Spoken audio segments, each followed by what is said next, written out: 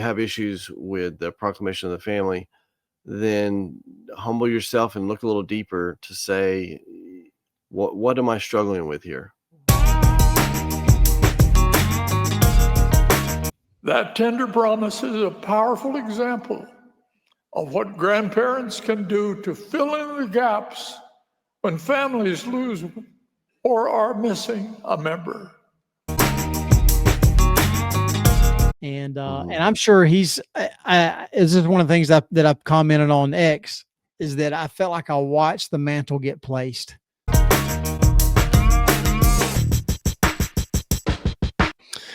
All right, welcome back, everybody, to another episode of Saints in the South, episode 275. We got Joe and myself holding down the fort this evening.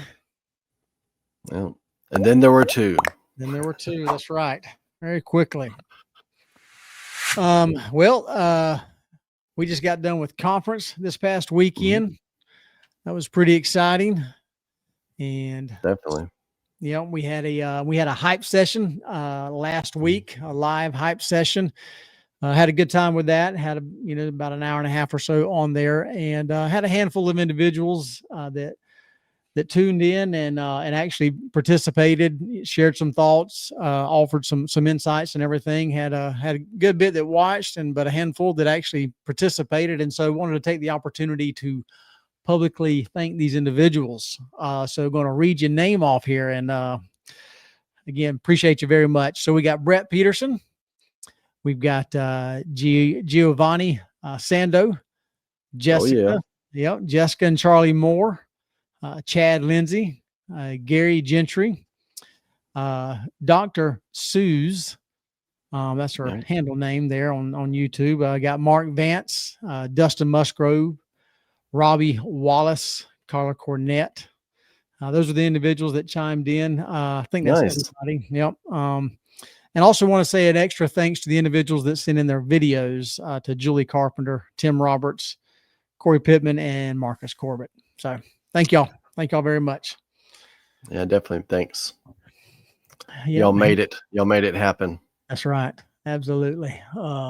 These what is it? It's just one step at a time, right? These things line by line, I would say. Line by line, precept upon precept. That's right. Here a little, there a little. Another brick in the wall. No, wait, that wasn't. How do you eat an elephant one bite at a time? Yeah. Small by small and simple things or great things come to pass. You're the small, I'm the simple. That's how we make it work. There you go. Well, hey, let's jump into some weekly wins. We're going to win so much, you may even get tired of winning. And you'll say, please, please, it's too much winning. We can't take it anymore. So I'm going to share a few of them. We got Jessica Moore. She says, I didn't fall asleep during any conference sessions. I didn't either. Nice. I've been guilty of that before, though. I have fallen asleep before in conference. Have you ever fallen asleep before during conference? Every conference. Every conference. Okay. Sadly, I cannot hold the record that Sister Moore holds, because this one I still, there's a few times I'd doze off. That's funny. We got Chad Lindsay enjoying the peace and quiet going into General Conference on a chilly, rainy day that kept the noise away. So he actually had the opportunity to attend conference, and nice. Evidently a little rainy there. So, and then I think Sister Judith Grant says, she says it was exciting, but here coming down. We'll see her comment. Anyway, she had said that she had the opportunity to hear Kevin Brown's talk. Oh yeah. He burst onto the scene there, it kind of feels like. Had you heard of him before that talk? No, I don't recall hearing of him before that talk, but I definitely will remember him since that talk. That's right. I think a lot of people are in that camp.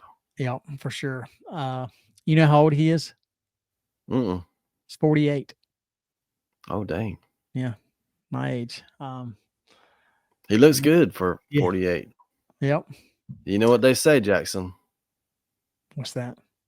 Black don't crack. That's why he looks so good. Youthful. Yeah, for sure.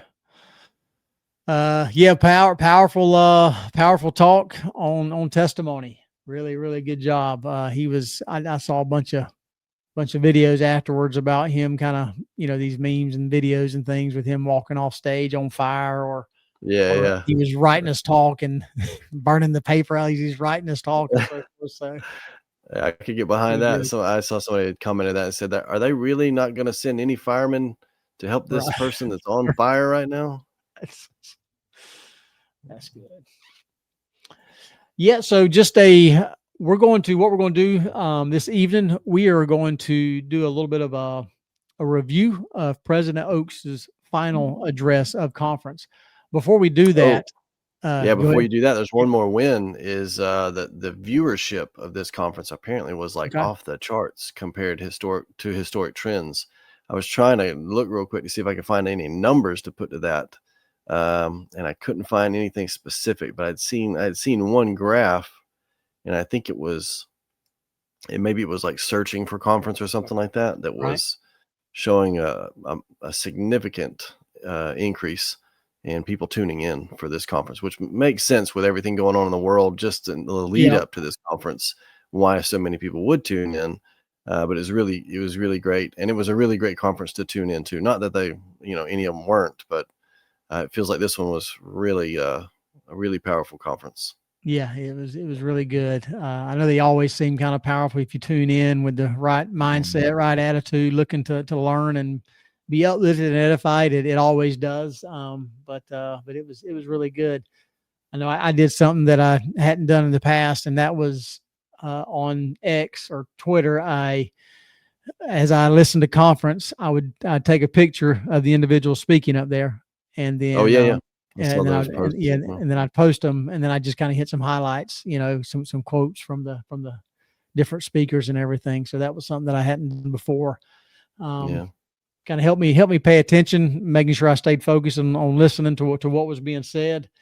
And then actually kind of providing we talked about note taking a little bit right. during the hype session. It was a little bit of a note taking opportunity there that will kind of live on as long as internet and X lives on. So, That's right. you know, any kind of general thoughts from conference, anything specific before we start into President Oaks' talk here? I'm starting to think they're actually serious about this peacemaker thing. Yeah. So gonna have to watch the fights we pick on social Yeah. media, I think. That's right. So That was the first one, right? First talk, yeah, right out the gate, peacemaking. Let's make sure we're clear, okay? I know. But I did the other thing I felt like they really kind of mentioned a few times and closed with it was the family Mhm. proclamation, or Yep. the proclamation on the family. I thought they really bolstered that up and really emphasized it, which is great too. I think that's needed.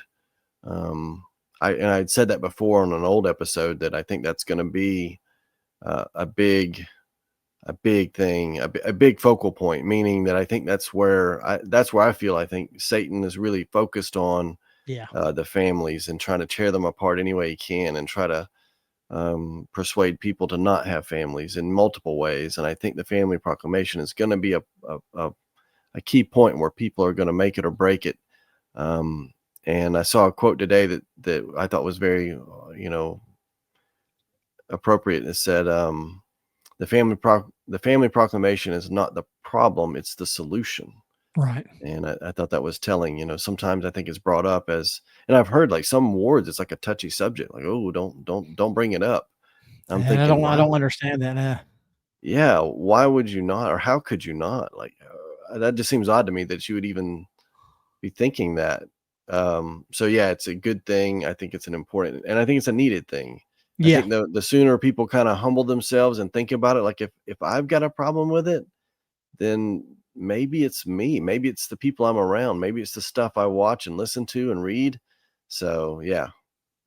Well, right on cue there. I know you'd mentioned a quote that you heard about it today, but I think I can tell. I don't know if you heard Glenn Beck Mhm. today, but you could tell he had listened to conference because he come out and encouraged people to kind of listen to the whole segment today. But here's just a 49-second clip talking exactly about what you were just saying here. Absolutely believe. I believe that marriage between a man and a woman is ordained by God, and the family is central to the Creator's plan for eternal destiny of his children. Believe it. I believe all human beings, male and female, are created in the image of God. Each of us is a beloved spirit, a son or daughter of God. We have divine nature, destiny, and gender is an essential characteristic of individual eternal identity and purpose. Any of this controversial today?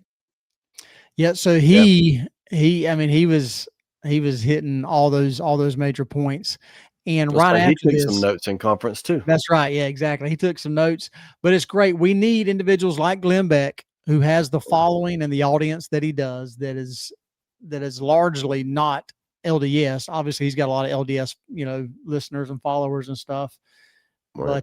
But the amount of people that listen to him, it's he's got a worldwide voice, and so to have him on the platform that he has, teaching this and sharing this, is huge. It's one thing I think about the things that Charlie Kirk stood for and was a really bold voice for it. For some reason, I've been thinking about this lately. We have prophets and apostles, right? They are prophets and apostles for the world. But where do you always see them speaking, and who do you see them speaking to? Just members of the church, right? That's right. Preaching to the choir. They're preaching to the choir, those that are listening, that are striving to do what's right. It's, you wonder, will they ever be a time where where they are out more in the public eye and not necessarily preaching to the choir, but preaching to those that aren't of the choir and saying these things here, which is what Charlie Kirk was doing, right? And he had such a profound effect on the young generation. I mean, they really gravitated to him and the message he was sharing. And I'm sitting here thinking, as a member of the Church of Jesus Christ of Latter-day Saints, I believe all of this that he's talking about, marriage between a man and a woman, don't have children before you get married, the sanctity of the family. And he's just preaching hard on it. I'm like, man, we have it right here.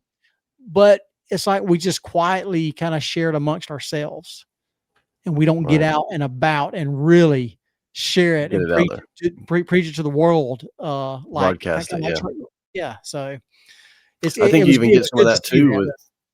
I think you get some of that too, even with like the Jordan Peterson type. Since Kenny's not here, I'll bring that to the table there. Love you, Kenny. But no, like, I think somebody had likened the stoicism that you get from Peterson and others, but stoicism as a kind of a precursor to Christianity, and in the kind of the ethos and ethics and how you conceptualize the world and your place in it. It's like preparatory. If you can wrap your head around stoicism, then you'll be ready to hear out Christianity. And they related it to kind of how John the Baptist was preparing the people of Israel for Jesus's arrival, and he kind of preached that there's one greater than me, kind of message there. And I thought that was interesting. And so that's the thought, that the Stoics of ancient Greece were preparing the way for all the world to kind of be able to receive Christianity, because it's the Western world that largely received it. Right. So kind of neat. Interesting. Yeah. Yeah. So to your point, yes. Yep. Well, so Dallin H. Oaks, president of the Quorum of the 12 Apostles. Right. Not the apostolic interregnum. Right. Yeah, now. That's right. Yeah. I learned a phrase that on Saturday when he first mentioned that there. Yep. So what I'm going to do is, I've got a few different timestamps. So we'll go through these and we'll just kind of talk about them. Okay. And Okay. I'll go ahead and share this screen right here.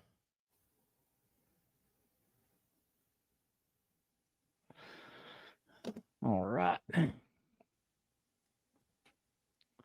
Pull up. All right. So first one here, about talking about he has just mentioned about not announcing any more construction of temples. He Which says, I kind of have thought I would hear a gasp from the audience at right. the Well, conference center. if you were at my home, you would have heard a gasp from Lily, because all weekend that's all she'd Yeah. been talking about. When are the temples going to be announced? When are the temples going to be Yeah. announced? You know, she's like, is there one going to be in Waycross yet? So You're right. That's so right. when she heard him say that, she looked at me and she's like, what? No, Right. no more temples right now? Say what? Yeah. All right, let me get this here. I'm gonna go to 110. So yeah, he just mentioned that. And so what I'm going to touch on is his phrasing that he uses here. All right. So this will go for about 30 seconds here. And construction. It is appropriate that we slow down the announcement of new temples. Therefore, with the approval of the Quorum of the 12 Apostles, we will not announce any new temples at this conference. We will now move forward in providing the ordinances of the temple to members of the church throughout the world, including when and where to announce the construction of new temples. So that's what I want to point out. He says, including when and where to announce the construction of new temples. Is he talking about when and where they will be, when they will be built and where they'll be built? Or is he saying where the announcement will take place and when the announcement will take place? That's a good point. I guess they're both up for discussion. Yeah. I took it as when the announcements will be made and where they will be made. As in where the temple will be built, as in the location of the temple. So when would that be announced and where they're going to be built? Yeah. Would be the announcement, not necessarily where they're going to give the announcement from per se. But that's an interesting thought. Like maybe they would think it's more appropriate to do it at a state conference when the general authority is visiting, if it affects the stakes in that area or something. I don't know. That's curious. Yeah, because listen to it again real quick, because it sounds really. I mean, you could take it either way. Let's see here. At this conference, we will now move forward in providing the ordinances of the temple to members of the church throughout the world, including when and where to announce the construction of new temples. So he said, including when and where to announce the construction of the new temple. So it's oddly phrased, and he's a lawyer, so he would. Right. That's right. Exactly. I mean, and he's had plenty of time to work on his wording here. Anyway, just something interesting, because they've always announced. I say always. I mean, as long as I can remember, they've announced them at that conference. But like you're talking about, I mean, they could very easily go to an area for a conference, for a regional conference or something, and announce the construction of a temple here to the local people, and then put out a press release, right? Right. So something exactly. Yeah, something to think about there. All right. So next one here, just kind of continues on. It's interesting. So he says the portion of my talk, he talks about the talk that he's about to give was already prepared a couple of weeks ago. It was reviewed and approved. I think it's interesting. He makes this point, and I'll mention that afterwards. Let's see here.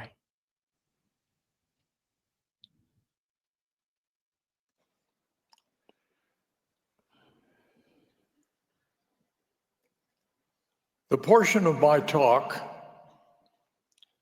that I have just delivered was written after the death of our beloved President Russell M. Nelson. What follows now was written and approved weeks before, but it still represents my teachings inspired by the Lord. The family proclamation. So it's interesting that he clarifies that he says, Mhm. look, these remarks that I have right here is not something that I've come up with since my the own, prophet. yeah. On my own. Right.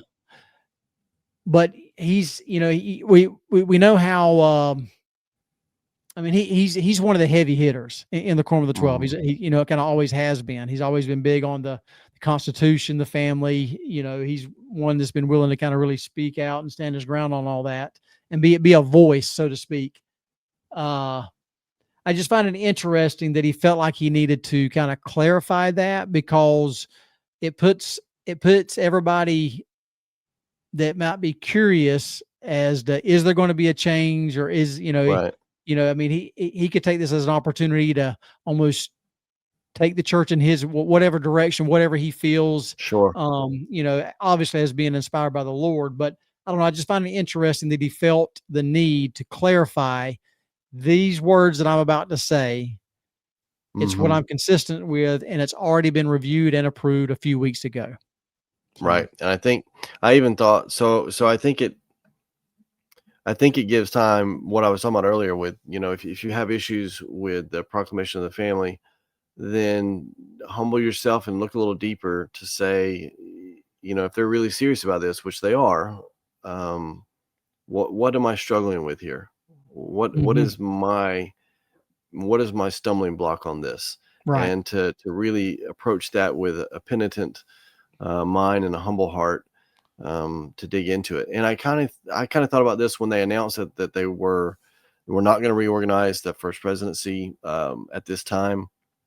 I thought, well, that's interesting. That's going to give us more time, um, kind of for I guess people, for their mind to come around, because I think a lot of people that are struggling with the proclamation of the family are struggling with the idea of President Oaks becoming the prophet, right?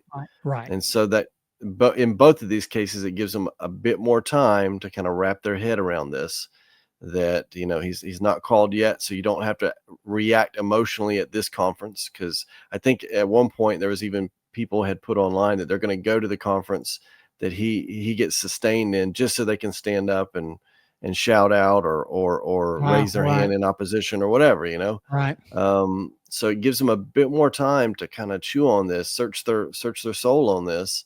And same thing with him making that announcement, that this is still from President Nelson. right, right. In essence, this is Yeah, his message that's still. right. Even though he's inspired to give this talk, it was already reviewed and approved. So again, I think it's softening that blow a little bit, giving them a little bit more time, and I hope they take it, because it's inspired. So I hope they take that time. Yeah, for sure. And because he comes out, and here's the other thing, is that he could have delivered a message, a soft message, so to speak, Correct. like you're saying, knowing that there's probably people out there that are concerned about his leadership style Sure. and the church being run up under his stewardship and everything. But just like you said, he didn't. He chose to stay on point, stay on message with what Sure. the planned message was. So yeah, good thoughts Well, there. and I think a lot of people are going to find that when they're called to be the president, when they're sustained as the president, when they receive that mantle and they become the prophet, that they change. And I don't. I think a lot of their personal, they certainly have their own personality, but I think a Right. lot of their personal kind of traditions or patterns and stuff like that go to the wayside. I know I was watching, old videos and stuff, And actually, it was Elder Oaks talking about President Nelson, who they'd served together for over 30 years. And he said he was kind of amazed to see President Nelson, who sat by him in the Quorum of the 12 Apostles and was always kind of the supportive, not arguing, and just kind of offering Right. his advice kind of thing. And then when he became the president, the prophet, he was very quick, decisive, emphatic, but still loving and all those things, but just kind of taken on a different role because he was in a different role. Yeah. And I think the same could be said of President Ezra Taft Benson. He had a pretty fiery political bent to him Right. beforehand, Right. but then when he became the prophet, a lot of that That's, went to the wayside. that's right. Yeah. So Interesting. I Yeah. think you'll see the same from Elder Oaks, is that a lot of the things people fear won't really be his style or Right. his pattern or his presidency. Yeah. All right. Good thoughts. So yeah, for the next 3 minutes, he goes and basically is talking about things that we shared on the Glenn Beck clip there. Marriage is Mhm. between a man and a woman. It's man and woman, husband and wife, legally, lawfully wedded. Wait till marriage to have children and so forth. And then I find it interesting that here in this next clip that, because again, he's speaking to the world, right? Saints are Right. worldwide, but he calls out the United States Mm. by country. Let's listen to this. In the United States, we are suffering from a deterioration in marriage and childbearing. For nearly 100 years, the proportion of households headed by married couples has declined, and so has the birth rate. The marriages and birth rates of our church members are much more positive, but they have also declined significantly. It is vital that Latter-day Saints do not lose their understanding of the purpose of marriage and the value of children. That is the future for which we strive. So, he calls out the United States in that. Does and he mentions that there's a decline specifically in the United States. I'm wondering. I'm just curious as what the statistics are. How much of a difference is there in the United States decline, or is that something that's worldwide, or is he calling out the United States because the United States and Latter-day Saints in the United States is a world leader, right? I mean, people Sure. the world looks to the United States. Right. And That's the way I took it. Yeah. yeah. And yeah, and I think that's the kind of the leadership idea. But I know that's something, as far as statistics go, I know Elon Musk talks about it quite a bit. It's pretty prevalent in the Western world, declining birth rates, Yeah. and things, Yeah. deterioration of countries and stuff. I think a lot of it, thinking about it, I think a lot of it comes down to dependence versus independence, right? If you're more dependent on a system and the supplies in that system are waning, then you can't proliferate, you can't get married, you can't buy a home, you can't have bunches of kids, you can only have a few kids. Mm-hmm. And so the more dependent you are on that system, where the system goes is where you go. So the more self-reliant you are, the more independent you are, the less reliant you are on that system. And that's what you saw in the olden days, when people had their own farms and their own small communities, and they could trade a cow for a bunch of grain and grain for a bunch of fence posts or whatever. And you just kind of work those things out because you were far more self-reliant, more independent, and you could have a whole mess of kids to help you, plant crops, raise crops, and do whatever. But if you're dependent on the government doing well, then when the government ain't doing well, you're not doing well. Yeah, so I think you hit it. You hit the nail on the head, because he talks about this in production versus consumption. Right. So let's see what he says right here on that, because you're right in line with what he's bringing up here.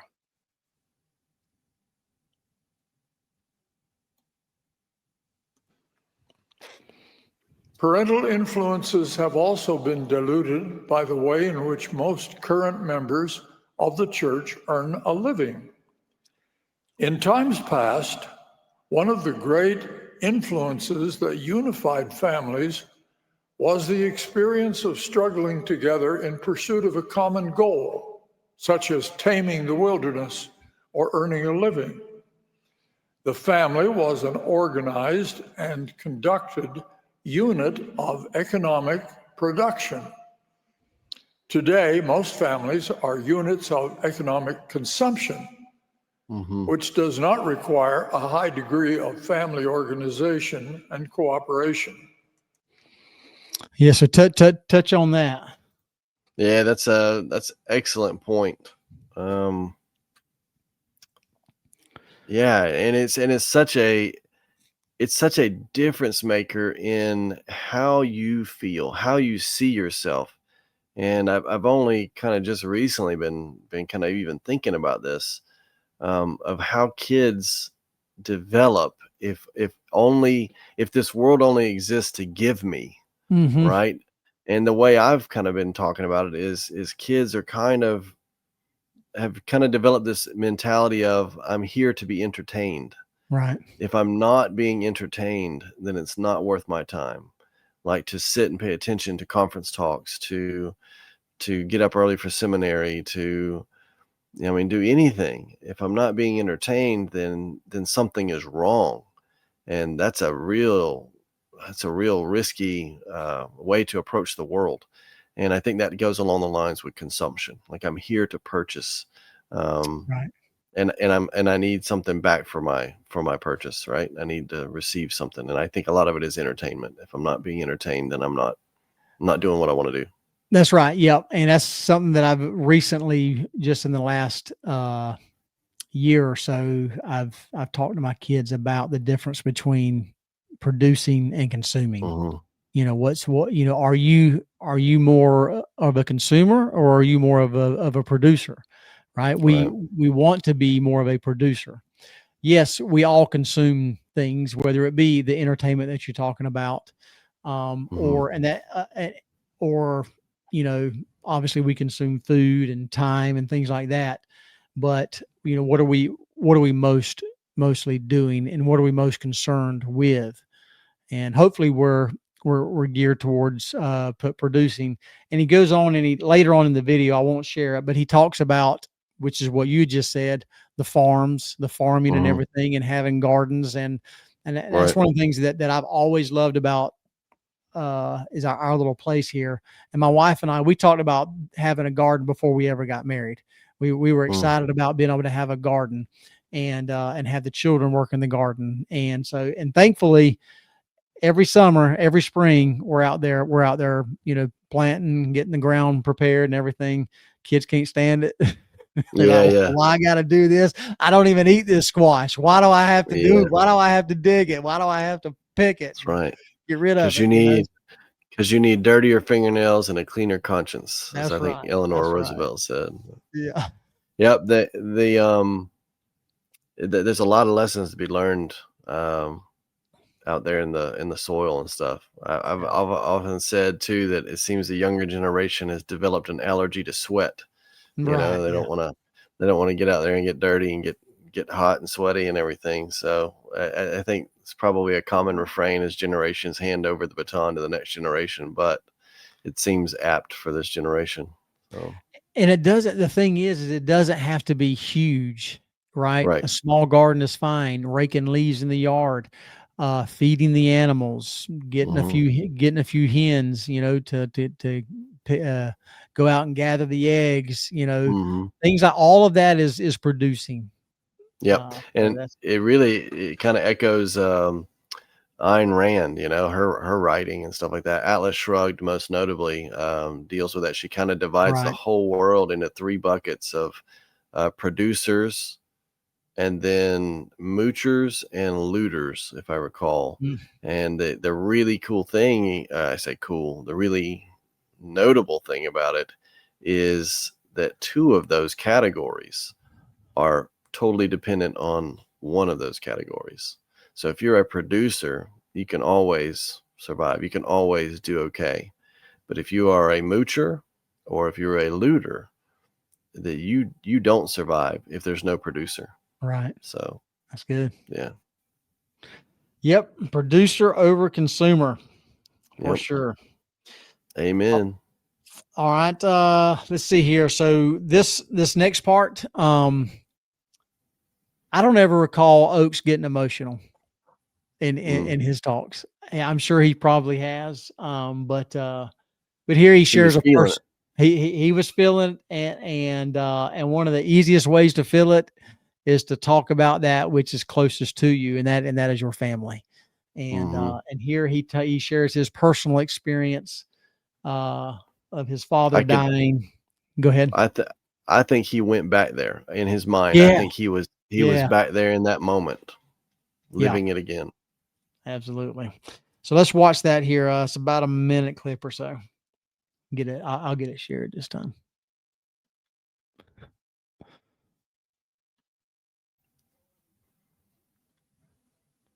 All right. Harris, when we children were living on his farm near Payson, Utah. Talking about his grandfather. He gave me the tragic news that my father had died in faraway Denver, Colorado. I ran into the bedroom and knelt beside the bed, crying my heart out. Grandpa followed me and went to his knees beside me and said, "I will be your father." That tender promise is a powerful example of what grandparents can do to fill in the gaps when families lose or are missing a member.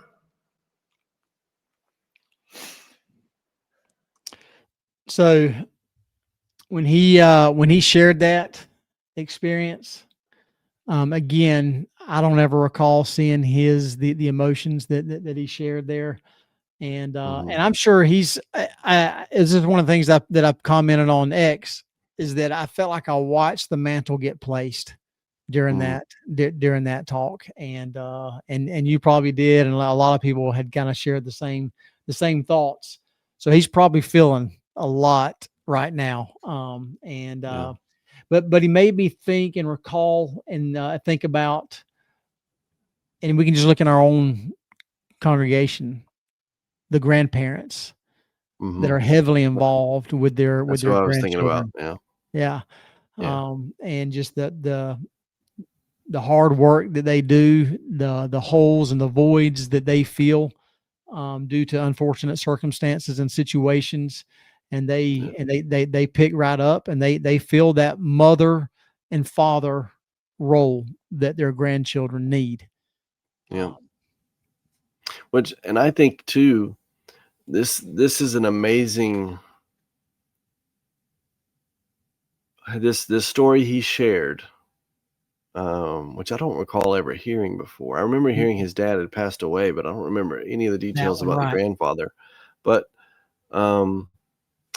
him sharing that to me is kind of the counterpunch to the Proclamation of the Family. That the Proclamation of the Family is kind of this idealized perfection and almost unattainable. Right. And so a lot of people take issue with that, to say, well, that's not my family, and I'm not wrong for not having that kind of family because my parents got divorced. That's not, a sin on me or whatever, or and in other situations, the loss of a loved one and grandparents, step in or whatever. But I think that's why, I don't know that's why, but that's one of the things I took away from it, is he's sharing this because his family was not that ideal nuclear family. Right. So many of our families, I would venture to say none of our families are ideal, perfected, families ready to be translated at any moment families. But that is the ideal. That's what we're aiming for. And if we can't attain it, then it is the burden is ours to prepare our children in such a way that they can attain it. That's a kind of the American dream ethos, is that I'm not rich, but I want my kids to be successful in life. I want to do what I can to help them be educationally prepared, socially prepared, morally prepared, so that they can take the world by the horns and conquer, you know? Same thing with the family proclamation. It is the ideal. Even if my family doesn't look like that, I want to help my future family look like that. Mhm. My eternal family to look like that. Everybody has their agency. You're going to have black sheep in the family that are just going to do their own thing in this life. It doesn't mean you can't love them and testify to them and just have that faith and hope that they're going to get it together beyond the veil, and that we will be that perfected family. Absolutely. I think of the Savior, right? You've got the ideal. You've got who we're trying to Mhm. emulate, who we're trying to be like. It. I can't do that. You know, Mhm. I fall short every single day, but that doesn't mean we don't try and we don't keep pursuing that, right? Mhm. And just like you're talking about, you know, maybe my immediate family, maybe my childhood family wasn't that way, but maybe my family, my family now can be that way. And if for some reason, if I lose a spouse early on in life, and now I'm a single father, or my wife's a single mother, Right. like President Oak's situation, maybe the children, you know, but like you say, in the end, that ideal family is possible, Right. and eternal. That's it. Yeah, that's good. And just like you had mentioned, he clarifies, and I hadn't thought about why he shared this story, but I think you're dead on why he shared that, because he goes on to talk about how not every family is has the ideal circumstances, Right. and making that point. Very good. Uh, let's see here.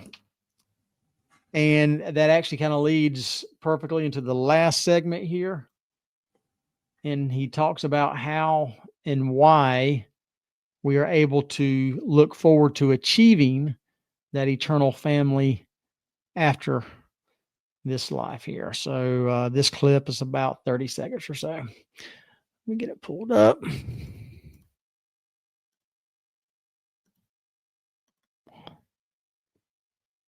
Beloved family members who do not embrace gospel values and expectations. Such members need our love and patience. In relating to one another, we should remember that the perfection we seek is not limited to the stressful circumstances of mortality. The great teaching in Doctrine and Covenants, section 138, verses 57 to 59, assures us that repentance and spiritual growth can continue in the spirit world that follows mortality. More important, Yep. So there, he reiterates that it doesn't end when you Mhm. die. And I wanted to share that actually, that scripture that he referenced in Doctrine and Covenants 138. 138. 138. Yep. Let me come back here. Doctrine and Covenants.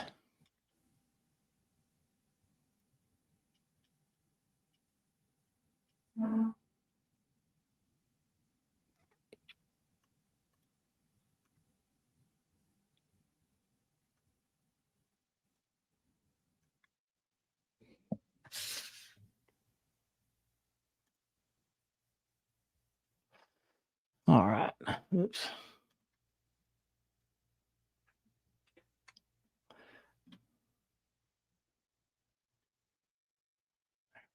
There we go. There we go. I'm trying to get this screen slid over, but oh, hold on. Oh well, it's there. All right. Right here it says, verse 58, the dead who repent will be redeemed through obedience to the ordinances of the house of God. And after they have, here's where it gets kind of interesting.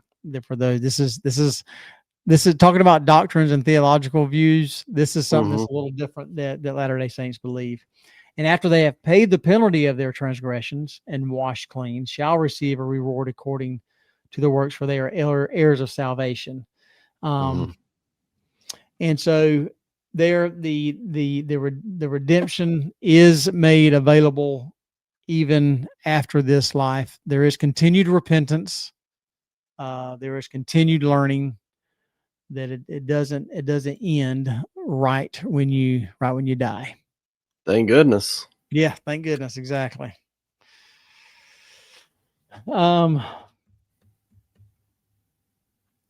Yeah, man, it was a great talk. Enjoyed listening to President Oaks, and a great conference as well. So Yeah, it was. It sure was. It was great. It was a great bookend on that conference, I thought. Kind right, of closed it out nicely, you know. yeah. Any quick thoughts on when you think a new apostle will be called and President Oaks will be sustained as the president and prophet? I don't know. So my understanding is they can reorganize the first presidency and then it just be brought to a sustaining at the next conference. So they could do that theoretically this Right. week or next That's week or right. something like that. Yeah. And then after that, the new first presidency could then, or the new first presidency in Quorum could select a new apostle. Is that correct? Yeah. Yep. Okay. So then that could also happen. Who knows on the timing on that? But Any yeah. So, any guesses? Any guesses as we man. close this down? Who you So thinking? actually, people mentioned Kevin Brown, but I think he was recently called to the 70. I think So he's a little that too might, young too, as I well. think so. Yeah, I think he's got a little bit of He's time, but he's yeah. certainly raised his valuation, I That's think, right. in Yeah. this conference. That's right. He certainly raised a lot of hearts. Who was the other one? Kenny mentioned one. And I So think Peter. he's Johnson, right? Yep. Peter Yeah. Johnson was really good. He's the He one had that really shared the good talk personal too. experience of his Yeah. struggling with the Blacks in priesthood, the blacks in priesthood. the Yeah. priesthood. That was very, very needed too. I think that's a Yep. big thing that a lot of people steer clear of. Right. So that was very good. So yeah, I think Kenny had Yep. mentioned that one, and I'd be okay with. I mean, I'm okay with whatever they select, whoever they Yeah. select, but he would be a good one too, I think. What I've been sharing in a couple of group texts with my family, I'm ready. I'm ready to see a black apostle. Mhm. We've seen them go international with Elder Mhm. Kieran, Elder Uchtdorf, Elder Right. Soares. Gong Um, isn't Gong from? he's Or so he, he's his American, but parents he is a were parents, Chinese. He's a Chinese descent. right? So they've got the international covered. Mhm. Uh, and with the church being a worldwide church, and as much of the church is growing in Africa, I would love to see a black apostle right now, and I think it would go. I don't know. I just think it'd do everybody a lot of good. Mhm. Unfortunately, you'd probably have individuals out there who wouldn't agree with it, who might not Yeah. sustain, Yeah. but I think those would be few and far between. Yeah, I think so these days, especially, and it's Yeah, like the old Winston Churchill said, you know, if people, what does he say? If people hate you, then good, because that means you stood for something, that's right? right. That's So right. Yeah, I think that's perfectly reasonable, and ultimately, people are going to get mad at you no matter what you do or who you right, call. There's going to be a reason they're going to, you know, dislike it. There's a black person and I'm a bigot, so I don't like that. Or you didn't call a black person, so that means you're racist. Or that's right. um, I mean, any which way you do it, you can't win. Or you did call a black person, that means you're just pacifying a specific demographic and political group. You know, Right. Exactly. Yeah. There's a lose. it's There's always a lose out there. that's why you just do what's right and let the consequence follow. You know? Hey, that sounds like a hymn, doesn't it? Yeah, we could put that to a tune and probably put it in a book. That's right. So yeah, I think that's ultimately it, and I love that about the church. You know, it's not about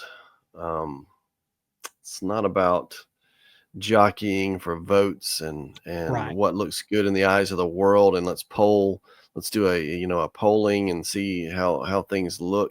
That's right. You just follow the inspiration and you'll All be the all right. inspiration. That's right. President Hinckley was once asked by Larry King on how do you become the prophet and president of the church.